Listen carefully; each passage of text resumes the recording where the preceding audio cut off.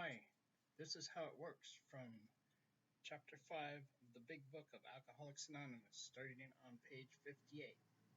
Rarely have we seen a person fail who has thoroughly followed our path. Those who do not recover are people who cannot or will not completely give themselves to this simple program. Usually men and women who are constitutionally incapable of being honest with themselves. There are such unfortunates. They are not at fault. They seem to have been born that way. They are naturally incapable of grasping and developing a manner of living which demands rigorous honesty. Their chances are less than average. There are those, too, who suffer from grave emotional and mental disorders. But many of them do recover if they have the capacity to be honest. Our stories disclose in a general way what we used to be like, what happened, and what we are like now. If you have decided you want what we have and are willing to go to any length to get it, then you are ready to take certain steps. As some of these we balked.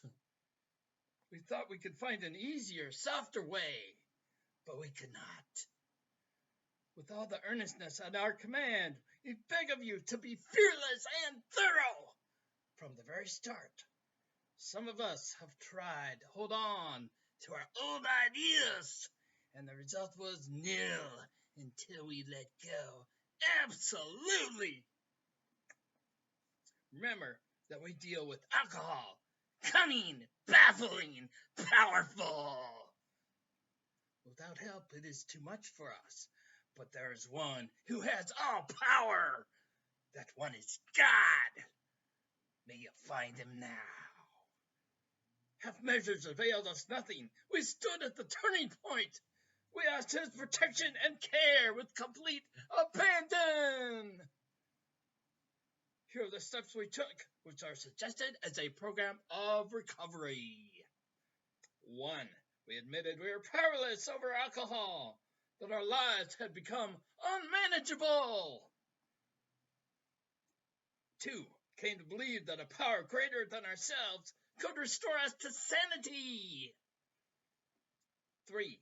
Made a decision to turn our will and our lives over to the care of God as we understood him. 4. Made a searching and fearless moral inventory of ourselves. 5. Admitted to God, to ourselves, and to another human being the exact nature of our wrongs.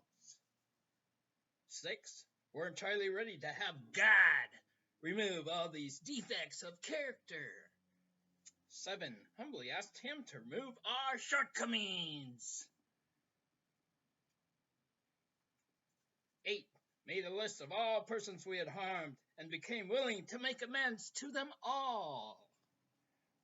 9. Made direct amends to such people wherever possible, except when to do so would injure them or others. 10. Continued to take personal inventory, and when we were wrong, promptly admitted it. 11. Sought through prayer and meditation to improve our conscious contact with God as we understood him, praying only for knowledge of his will for us and the power to carry that out. 12.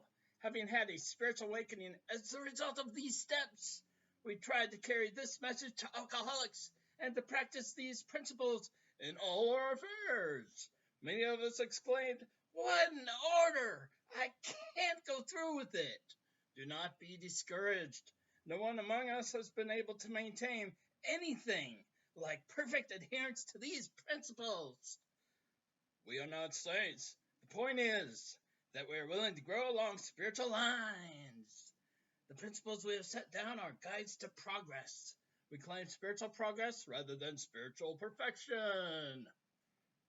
Our description of the alcoholic, the chapter to the agnostic, and our personal adventures before and after make clear 3 pertinent ideas. A.